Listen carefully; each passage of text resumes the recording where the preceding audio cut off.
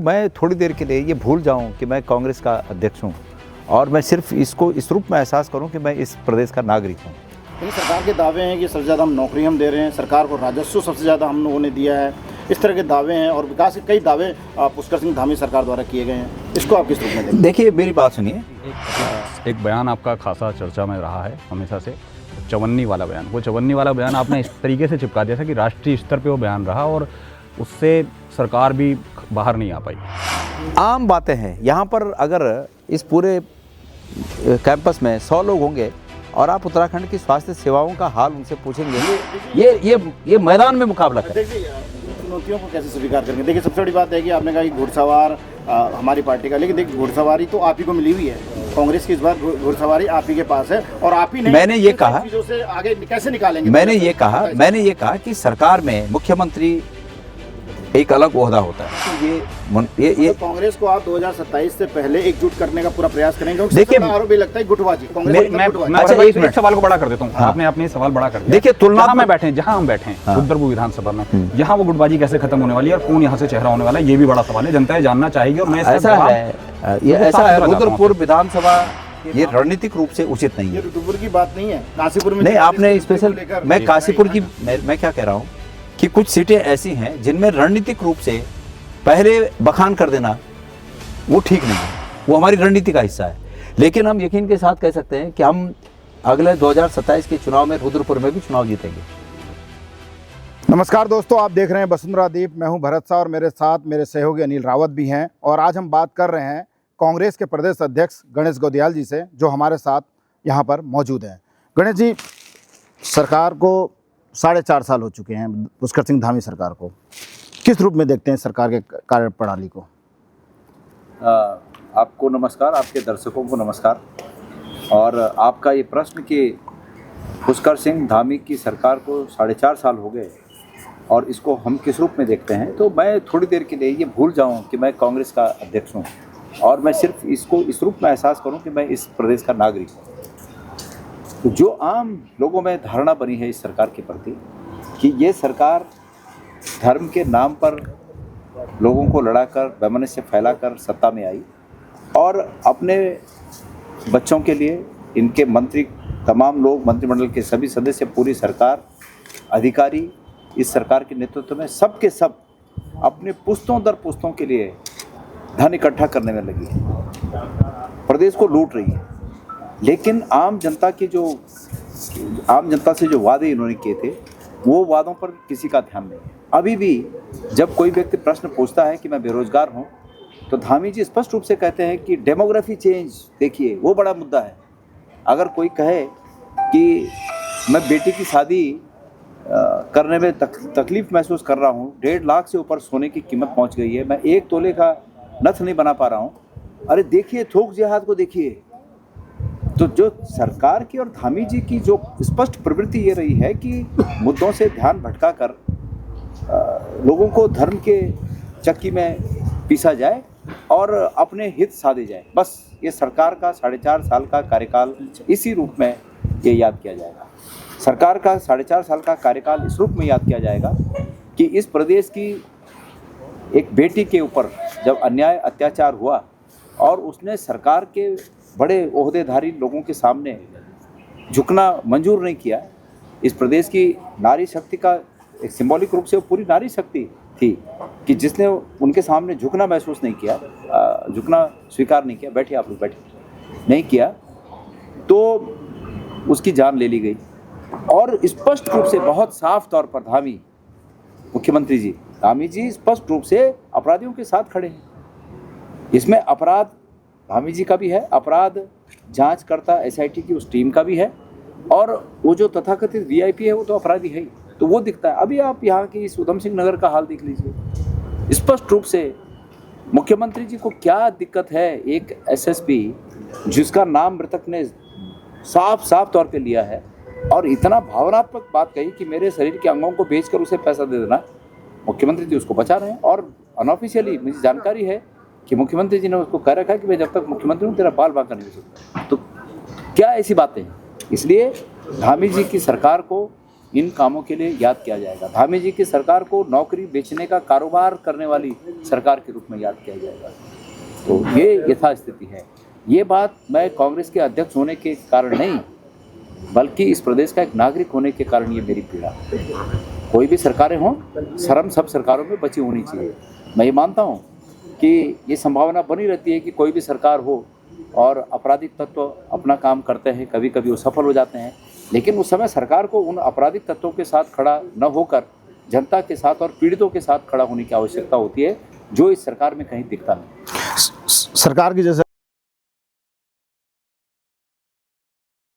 दावे हैं कि सबसे ज़्यादा हम नौकरी हम दे रहे हैं, सरकार को राजस्व सबसे ज़्यादा हम लोगों ने दिया है, इस तरह के दावे हैं और विकास के कई दावे पुष्कर सिंह धामी सरकार द्वारा किए गए हैं। इसको आप किस रूप में देखते हैं? देखिए, मेरी बात सुनिए, सरकार को इस बात को स्पष्ट करना चाहिए। मैंने तो कई बार कह दिया कि सरकार जो दावे कर रही है कि हमने फलाना विकास कर दिया, इतना ज़्यादा अच्छा कर दिया, मैंने तो कहा था कि ये तब होगा जब जनता की अदालत में लोग सामने देखें और आप लोगों के सामने एक तरफ हम बैठे और एक तरफ सरकार के लोग बैठे हैं। बताएं क्या किया उन्होंने, हम पूछेंगे उनसे क्या किया उन्होंने। इस प्रदेश में कांग्रेस के समय में बने हुए तमाम स्कूल आज बंद पड़ गए, स्वास्थ्य सेवाएं चौपट हो रखी हैं, बेरोजगारी का आलम यह है कि लोग 8,000 की नौकरी के लिए दर दर भटक रहे हैं, और वो भी 8,000 की नौकरी में आपने देखा होगा कि जल संस्थान में काम करने वाले लोग या तमाम आउटसोर्सिंग एजेंसीज के माध्यम से विभिन्न विभागों में काम करने वाले लोगों को 8,000 की तनख्वाह, और वो भी 3-3, 4-4 महीने तनख्वाह नहीं मिलती है। लोग आंदोलन कर रहे हैं। तो कहाँ वो नौकरियाँ इन्होंने दी हैं? कहाँ है वो नौकरियाँ?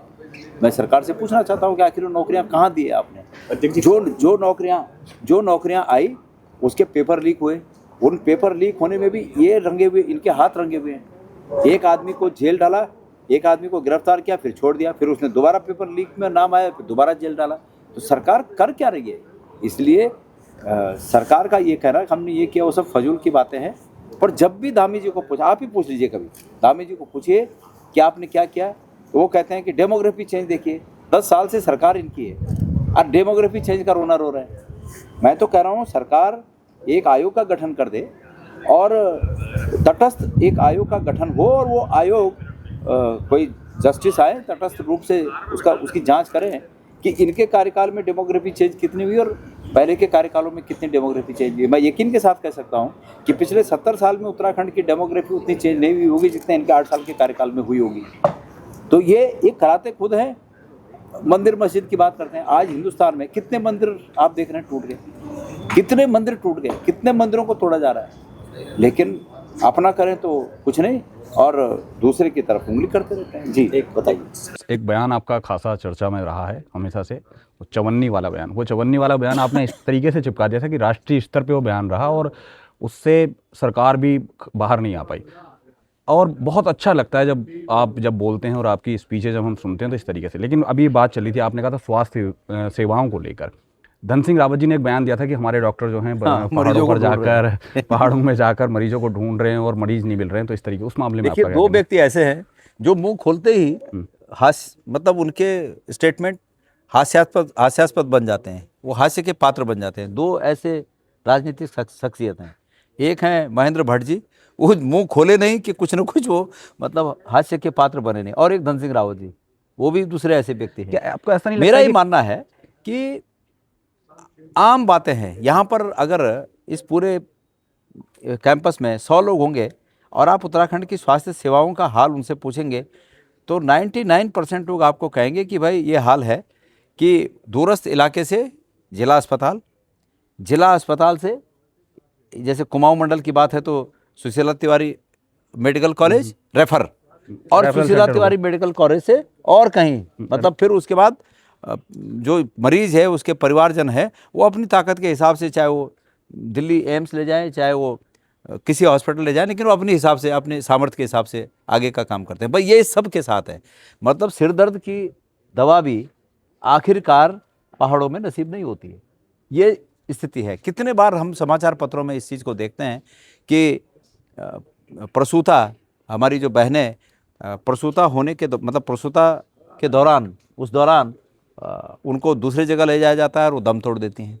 तो कोई मैं ये कह रहा हूँ, प्रत्येक सरकार पिछली सरकार से बेहतर करने की कोशिश करती है, लेकिन ये सरकार सिर्फ सगुफों पे और ये लोगों का ध्यान भटका के धर्म जाति इसमें लोगों को लड़ाकर और पिछले स्तर से नीचे हर विभाग को लेके आई है। ये धन सिंह रावत जी की आपने बात की, तो उनका तो हाल ही अजब है। मतलब उनके विभाग का अगर कोई भी पन्ना उठा के देख लें तो भ्रष्टाचार से वो साफ नहीं, मतलब भ्रष्टाचार से लिप्त होगा। मेरा ये मानना है ना सर, मुझे ऐसा लगता है कि कई बार बयान इसलिए भी दिए जाते हैं कि मुद्दे से भटका दिया जाए और कई नई चीज़ें अटैम्प्ट कर दिया जाए, क्या इस तरीके का भी लगता है। और एक चीज़ और मैं पूछना चाहता हूँ, जैसे अभी अंकिता भंडारी एक बहुत बड़ा मैं कहता हूँ मुद्दा है इस मामले के लिए, और जिस तरीके से उसमें जो भी उस प्रकरण पे रहा है, मुझे कहीं ना कहीं ये भी लगता है कि ऐसे तो बहुत सारे केस हैं जिनकी जो इस लेवल पे नहीं जा पाते। अंकिता भंडारी, कितने लोगों की आवाज़ अंकिता भंडारी लेवल बिल्कुल पे आपने ठीक कहा। इस प्रदेश में लाखों में लड़कियां हैं जो गुमशुदा, वो कहाँ गई? मैं उसको प्रूफ नहीं कर सकता, लेकिन मेरी जानकारी में एक केस ऐसा भी है कि इस प्रदेश से बहुत बड़ी संख्या में ह्यूमन ट्रैफिकिंग का जो मामला है, खास करके लड़कियों के बारे में, वो एक रैकेट काम करता है। और निश्चित रूप में बिना सरकार के नॉलेज के ये सब होता नहीं है, बड़े अधिकारी के उनके नॉलेज के बिना तो ये होता नहीं है। स्मैक, चरस, गांजा जो नशा है वो उसके बारे में क्या पुलिस के डिपार्टमेंटों को पता नहीं है, लेकिन उन पे हाथ नहीं डाल रहे हैं। पुलिस का काम ये हो रह गया आज कि वो सिर्फ ज़मीनों के मामले में हस्तक्षेप कर रहे हैं, जबकि वो उनका काम है ही नहीं। वो रेवेन्यू का काम है, राजस्व विभाग का काम है, वो फैसला करते हैं इसका, लेकिन ज़बरदस्ती पुलिस खोज के ऐसे मामलों में हस्तक्षेप कर रही है जो ज़मीनों की डिस्प्यूट है। क्या है ये सब? सरकार की तरफ से आयोजित, सरकार की तरफ से कंट्रोल्ड गिरोह है। सरकारी वर्दीधारियों को ही गिरोह में शामिल कर लिया गया, जो सरकार और मंत्रियों के हितों की रक्षा करने के लिए, खास करके आर्थिक हितों की रक्षा करने के लिए काम कर रहे हैं। उसमें उनके भी आर्थिक हित सध रहे हैं और मंत्रियों के भी आर्थिक। अभी कुछ दिन पहले मैं भरत जी बैठे थे, हमने आपने जो अंकिता भंडारी का मामला कहा, इस प्रदेश में ये तमाम मामले हैं। अंकिता भंडारी जिस होटल में उसका मर्डर हुआ, उसकी हत्या हुई, उसी होटल में ऐसे पहले भी कई लड़कियां गुम हो गई उस होटल से। अब उस होटल से अगर लड़कियां गुम हुई हैं तो अतीत की भी जांच होनी चाहिए। और इस केस से ऐसा लगता है कि निश्चित रूप में उनके साथ भी वही हुआ होगा जो अंकिता भंडारी के साथ हुआ, और उनके माँ बाप इतने वो नहीं होंगे। तो संयोग की बात है कि ये पता चल गया, अंकिता का मामला पता चल गया। ये संयोग कैसा बना कि उस लड़की ने होशियारी ये की कि हर वक्त की स्थिति को अपने मित्र को बताती रही, फ़ोन से और व्हाट्सएप से, और उसके मित्र ने ये बात डिस्क्लोज की। अदरवाइज जो और लड़कियां गुम हुई उन्होंने नहीं बताया होगा, और वो उनके साथ भी यही हुआ होगा जो हुआ। तो वहाँ से और भी लड़कियां गायब हुई हैं। इस प्रदेश में इस तरह के बहुत काम हुए हैं, एक अंकिता नहीं, अनेक अंकिता। मैं आपको एक उदाहरण और दूं, श्रीनगर में एक ममता बहुगुणा केस हुआ। ममता बहुगुणा का आखिरी निशान गंगा नदी के तट पे मिले। सवाल ये हुआ कि पुलिस उसकी छानबीन में लगी। ममता बहुगुणा के पिताजी ये दावा करते हैं, और आज भी मेरे पास भी उन्होंने सोशल मीडिया पे कह रखा है, मतलब मैंने उनका बयान खुद सुना। उन्होंने कहा कि मैं जब एसपी मतलब पुलिस थाने में मैंने जिद की कि भाई क्यों नहीं खोज रहे हो, तो उन्होंने कहा कि धन सिंह रावत जी का फ़ोन आया। पुलिस वालों ने कहा कि धन सिंह रावत जी का फ़ोन आया कि इस मामले में मत पड़ो, तुम लोग बंद करो खोजबीन। आप आरोप लगा रहे हैं सीधे? हाँ, मैं ऑन कैमरा बोल रहा हूँ। ममता बहुगुणा जी के पिताजी ने कहा कि पुलिस ने उनसे कहा है कि धन सिंह रावत ने मना कर रखा है कि भाई मत करो, ये जो है बंद करो बात को। और उसके बाद वो खुद बोले कि मैं धन सिंह रावत को मिलने गया। भाई हमारा विधायक है, हम गए, बोला वहाँ मिलने। तो धन सिंह रावत जी ने कहा कि अरे पंडित जी आपकी बेटी थी क्या? मुझे पता नहीं था कि आपकी बेटी है, नहीं तो मैं फ़ोन नहीं करता। अगर किसी की भी बेटी है, पंडित जी की बेटी है, चाहे किसी की बेटी है, प्रदेश की बेटी है, इस देश की बेटी है, और अगर एक मंत्री ये कह रहा है कि उसकी खोजबीन न करो, तो क्या लगता है आपको कि क्या उसमें सरकार का कहीं हाथ नहीं है? अब एक सवाल है, तो इसलिए बेटियों की सुरक्षा के बारे में ये सरकार अपराधों में संलिप्त है, तो कहाँ से सुरक्षा देंगी बेटियों की? नहीं, मेरा भी अभी मेरे पे एक दावा, एक मंत्री के कुछ जो होते हैं उनके कार्यकर्ता, उन्होंने एक शिकायत मेरी दर्ज की कि मैंने रेखा आर्य जी का अपमान कर दिया। मामला ये है कि उनके जो पति हैं उन्होंने एक स्टेटमेंट दिया, आप लोगों ने भी देखा होगा। उन्होंने कहा कि भाई जिनकी शादियां नहीं हो सकती हैं मेरे साथ चलो, बिहार में 20-25 हज़ार में लड़कियां मिल जाती हैं। बेटी किसी भी राज्य की हो, भारत की बेटी है, किसी भी देश की हो, इवन जिम्मेदार हमारा नागरिक इस तरह की बातें नहीं कह सकता। हमारा फर्ज बनता है कि हम महिलाओं के प्रति सम्मान की दृष्टि से देखें। उन्होंने इस प्रकार का फोहड़ और जो नग्नता भरा बयान दिया, मैंने उसको इस रूप में कहा कि भाई मैंने सुना कि उनकी कई शादियां हैं, तो क्या उन्होंने भी कई शादियां इसी तरह किए हैं? तो मेरे पे डराने के मैं चुनौती देता हूं पुलिस को, उत्तराखंड पुलिस को, कि करें मेरे पर एफआईआर अगर मैंने गलत किया है। अगर गणेश गोदियाल ने गलत किया है तो गणेश गोदियाल भी सजा का हकदार है। अध्यक्ष जी, लेकिन ये नहीं चलेगा कि ये कुछ भी कहें और हम चुप रहें। अध्यक्ष जी, बहुत बड़ा आरोप आपने सरकार पर लगा ह्यूमन ट्रैफिकिंग का। हाँ बिल्कुल। किस आधार पर आप कह रहे हैं, क्योंकि बहुत बड़ा आरोप है सरकार के लिए। मैं इसलिए कह रहा हूं कि सरकार, कितनी बेटियां गुमशुदा हैं इस प्रदेश से, उसका आंकड़ा खुद सरकार बताती है। और सरकार उनको खोजने के बजाय एक फजूल की बात करती है कि लब जिहाद, अलाना जिहाद, थूक जिहाद, फलाना जिहाद। तो सरकार उसको बेनकाब करे ना।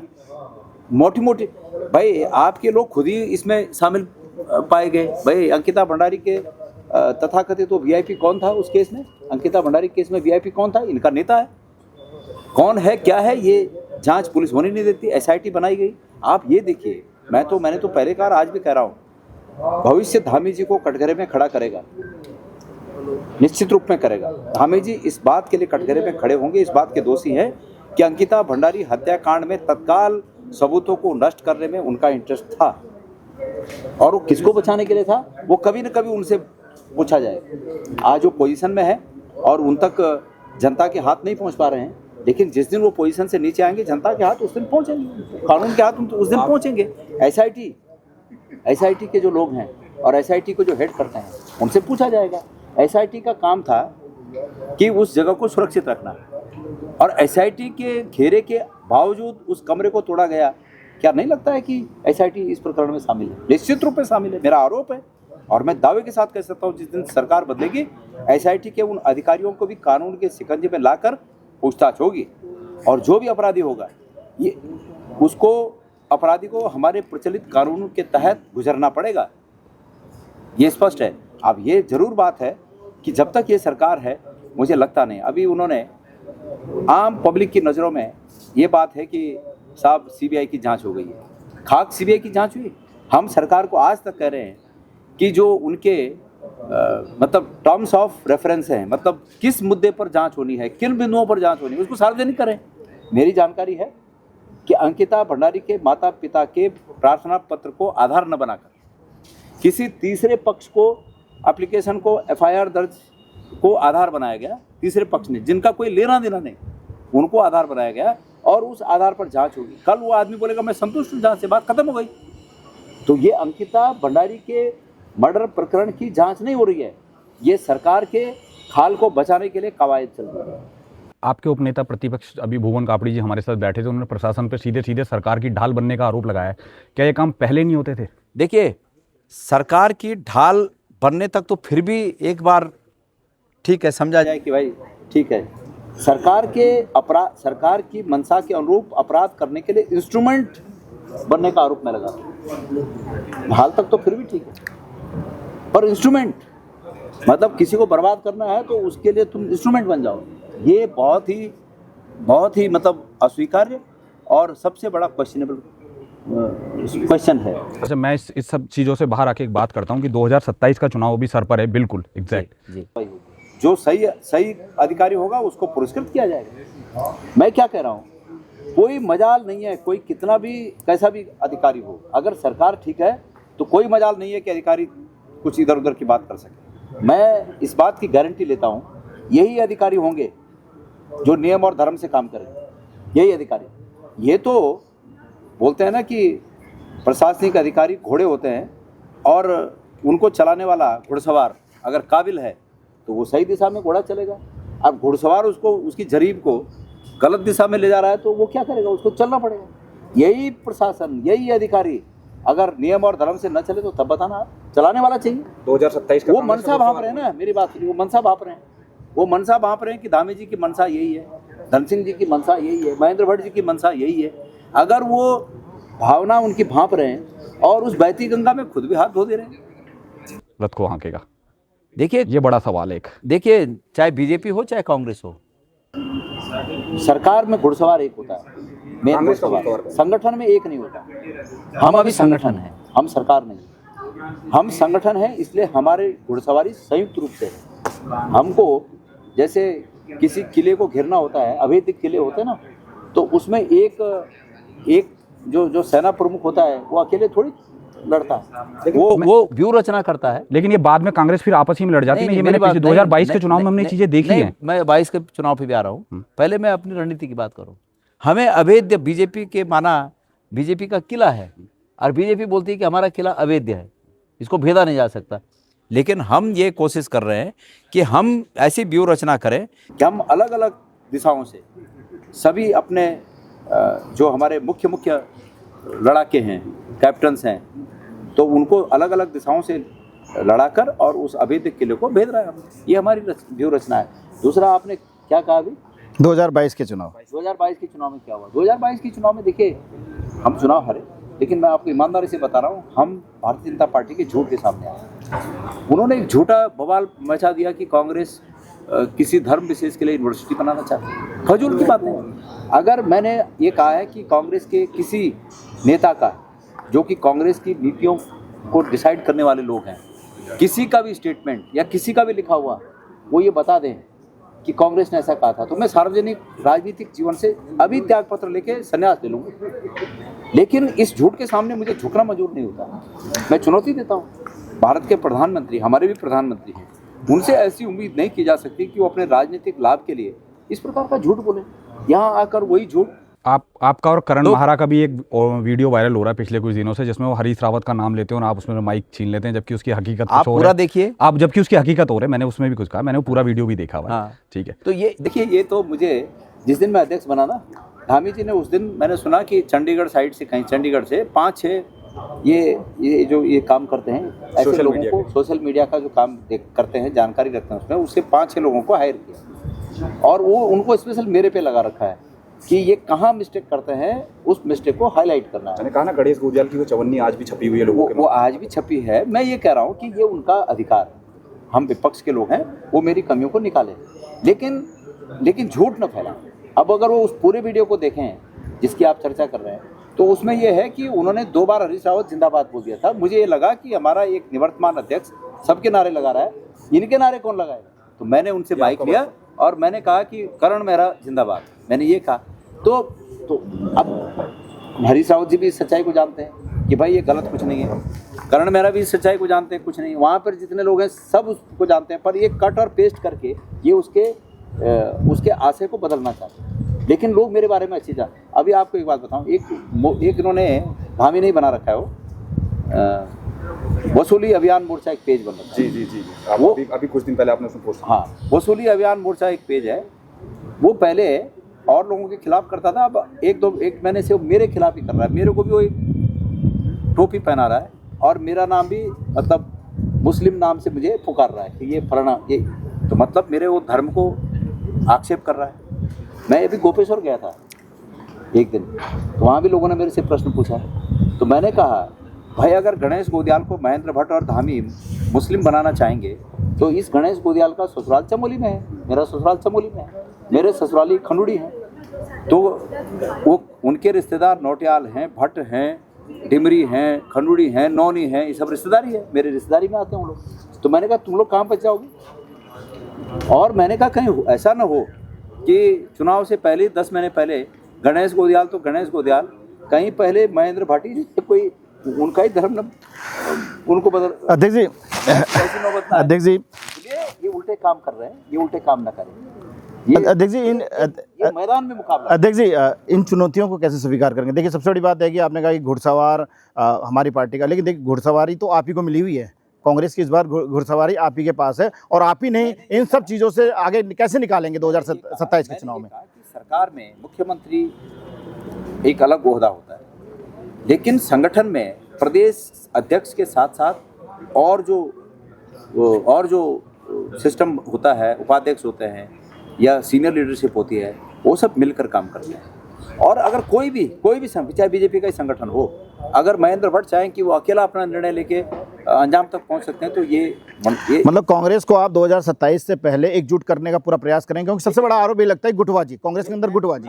इस सवाल को बड़ा कर देता हूँ, आपने अपने सवाल बड़ा कर दिया। देखिए, जहां हम बैठे हैं रुद्रपुर विधानसभा में, यहाँ वो गुटबाजी कैसे खत्म होने वाली है और कौन यहाँ से चेहरा होने वाला है, ये भी बड़ा सवाल है, जनता ये जानना चाहेगी। और मैं इसका जवाब ऐसा है रुद्रपुर विधानसभा के मामले में मैं आपको स्पष्ट कर दूं कि हमारी स्टेट की लीडरशिप बहुत गंभीरता से इस पर विचार कर रही है और कुछ बातें समय से पहले बाहर कर देना। कांसीपुर की बात नहीं है, कांसीपुर में जिलाध्यक्ष की नियुक्ति को लेकर रही। हाँ जी जी, मैं क्या कह रहा हूँ कि कुछ सीटें ऐसी हैं जिनमें रणनीतिक रूप से पहले बखान कर देना वो ठीक नहीं है, वो हमारी रणनीति का हिस्सा है। लेकिन हम यकीन के साथ कह सकते हैं कि हम अगले 2027 के चुनाव में रुद्रपुर में भी चुनाव जीतेंगे। और मेरा आशा आप समझ रहे हैं, न तो कह आप सकते हैं न कह मैं सकते हैं। हम तो सकते हैं। नहीं, आप कहे, आप स्वतंत्र नहीं, रुद्रपुर के एक नेता आपके उसमें है, टच में है, लगातार टच में रुद्रपुर के एक नेता स्वतंत्र हैं। लेकिन 2012 के बाद से आज तक पिछले जो है ये 10 और 14 साल का जो वनवास कांग्रेस रुद्रपुर की जनता काट रही है, क्या वही इस बार सूत्रधार बनेंगे? देखिए, बड़ा सवाल ये है। देखिए, परसों जिनकी वजह से मकरण का त्योहार प्रकृति का सबसे बड़ा बदलाव का त्योहार। हाँ, दशा बदलती है, ग्रह दशा बदलती है, मौसम बदलता है जी। ठंड बीती हाँ, और बसंत आया। अभी हम यहाँ पर बैठे हैं, आज मकरण को 3 दिन 4 दिन हुए हैं, लेकिन इस 3-4 दिन में धूप कितनी तेज हो गई है। तो रुद्रपुर में भी मकरण जो 2027 की मकरण आएगी, यहाँ का राजनीतिक मौसम भी निश्चित रूप में बदलने वाला है। ग्रह दशा गणेश गोदियाल के आने से बदली है या पहले से तैयारी थी? नहीं, कांग्रेस की संभावनाएं पहले से प्रबल थी। और ठीक है, गणेश गोदियाल और यशपाल आर्य और यहाँ पर हमारे बाकी सभी नेता लोग, करण मेहरा जी, हरीश रावत जी, प्रीतम सिंह जी, हरक सिंह जी, बेहड़ जी, सभी लोग उसमें प्रयास कर रहे हैं। यज्ञ चल रहा है, उसमें सभी आहुति दे रहे हैं और अच्छा यज्ञ होगा। मैं ये कह सकता हूँ कि निश्चित रूप में इस विधानसभा की आपने बात की, हम 2027 में यहाँ जीत दर्ज करेंगे। ये कोई मुगालते में न रहे, कोई भी व्यक्ति मुगालते में न रहे कि बदलाव नहीं हो सकता। बदलाव इस संसार का, इस प्रकृति का, इस ब्रह्मांड का सबसे बड़ा नियम। जो लोग संकीर्ण बुद्धि रखते हैं वो सोचते होंगे कि बदलाव नहीं हो सकता। हम और आम जो लोग जानते हैं इस बात को, पृथ्वी जो ग्रह है, हमारा जो सौर मंडल है, वो आज से कल में एक ही जगह पर नहीं है, हर मिनट बदल रहा है। तो हर मिनट सब सितारों की स्थिति बदल रही है, ग्रहों की स्थिति बदल रही है, ब्रह्मांड की स्थिति बदल रही है, हर चीज़ की स्थिति बदल रही है। तो रुद्रपुर की स्थिति क्यों नहीं बदलेगी, वो राजनीति की क्यों ना हो। भरत भाई, एक छोटा सा सवाल और है मेरा, उसके बाद फिर इसको लंबा वीडियो को खत्म करेंगे। 2027 का चुनाव है, आपको सरकार से लड़ना है, ठीक है, आपको प्रशासन से भी लड़ना है, और सोशल मीडिया की चुनौतियों से भी सोशल लड़ना मीडिया है। की आपने इस बात को चुनौतियों स्वीकार सोशल मीडिया किया की चुनौतियों से भी लड़ना है। और एक चीज़ है, अंतरकल है जो कांग्रेस का हमेशा खुल के सामने आता है। इसके बाद आपको यूकेडी से भी लड़ना है, जो डे बाई डे प्रबल होती चली जा रही है।